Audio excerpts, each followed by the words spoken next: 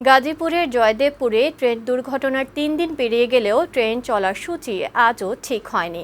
ফলে আজও কমলাপুর থেকে দেরিতে ছেড়েছে উত্তর ও পশ্চিমাঞ্চলগামী ট্রেনগুলো। এতে ভোগান্তিতে পড়ে যাত্রীরা। সকালের ধূমকেতু এক্সপ্রেস ও রংপুর এক্সপ্রেসের যাত্রীরা বেশি দুর্ভোগে পড়েন। দুপুর গড়িয়ে গেলেও কমলাপুর স্টেশন থেকে ছেড়ে যায়নি ট্রেন।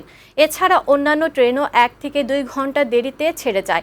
যাত্রীরা বলছেন, ট্রেন দেরি হওয়ার কারণে বাচ্চা ও অসুস্থ ব্যক্তিদের নিয়ে ভোগান্তিতে পড়তে হচ্ছে।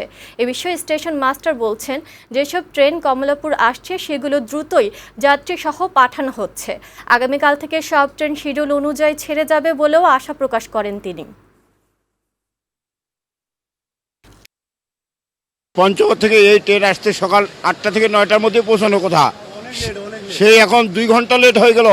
মৌচাকের কাছে প্রায় 2 ঘন্টা বসেছিলাম এবং ট্রেনের সার্ভিস খুবই খারাপ হয়ে গেছে। ছাড়ার কথা ছিল 10:30টার সময়, আমরা তো এখানে 10টা আগে এসে পড়ছি। এখন প্রায় 12টা, 12:15 বাদে এখনো ট্রেন ছাড়ার কোনো খবর নাই।